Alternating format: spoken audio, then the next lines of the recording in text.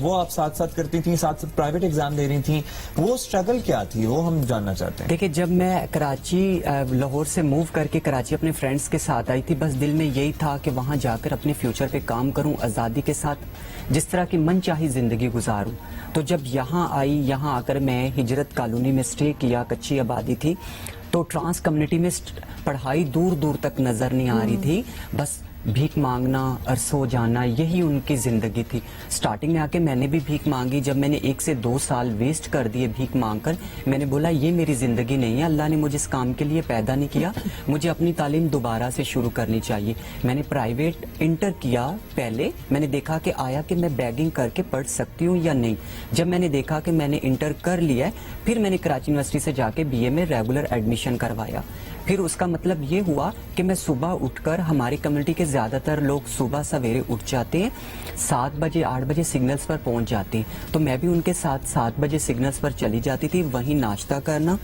12 بجے تک میں وہاں پر بیگنگ کرتی تھی. اس کے بعد گھر آ کے پھر میں کالج چلی جاتی. اور یہ بیگنگ جون جولائی کی گرمی، اگست کی گرمی سب میں جاری رہتی ہے.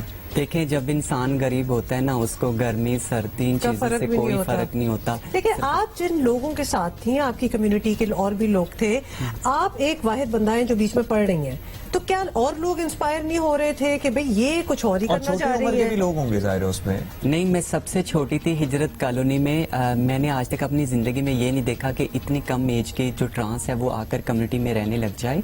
جب میں صبح میں سارا دن گرمی میں بھیک مانگتی تھی، پیسے جمع کر کے جب بینک میں بوچر جمع کروا دیتی تھی فیس کے، تو میرے جو کمیونٹی کے اولڈ لوگ تھے وہ بولتے تھے نشا بے وقوف ہے، اس کو کوئی فائدہ نہیں ہوگا، یہ ساری زندگی بھیک ہی مانگے گی. لیکن مجھے پتا تھا کہ اللہ میرے ساتھ ہے، میں ضرور کامیاب ہوں گی.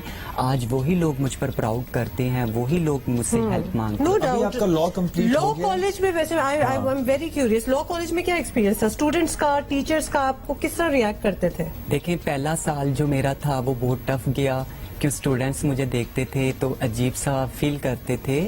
لیکن سیکنڈ ایئر سے جب میں سیکنڈ ایئر میں پروموٹ ہو کر چلی گئی تو بہت زیادہ اسٹوڈینٹس نے مجھے کالز پر ہیلپ کا بولا، مجھے نوٹس بھی دیے، ایگزام میں میری ہیلپ ہوئی ہے آپ کی؟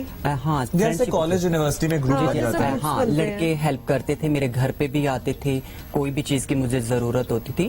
SM کے اسٹوڈینٹس جو میرے ساتھ میرے کلاس میٹ تھے، مجھے پروموٹ بھی کیا اور سپورٹ بھی کیا. اب آپ لا پریکٹس کر رہی ہیں، کیا ایونیوز ہیں جن پہ آپ زیادہ کانسنٹریشن کرتی ہیں؟ حالانکہ پریکٹس شروع کر دی ہے. نہیں، میں پریکٹس کر رہی ہوں مدثر اقبال چودھری صاحب کے ساتھ. یہ ہے کہ میں زیادہ تر ہمارے تشدد اور ہراسمنٹ سے ریلیٹڈ کیس ہوتے ہیں وہ میں دیکھتی ہوں. اس کے ساتھ میں نارمل لوگوں کے بھی کیسز دیکھتی ہوں تو مجھے بہت اچھا لگتا ہے.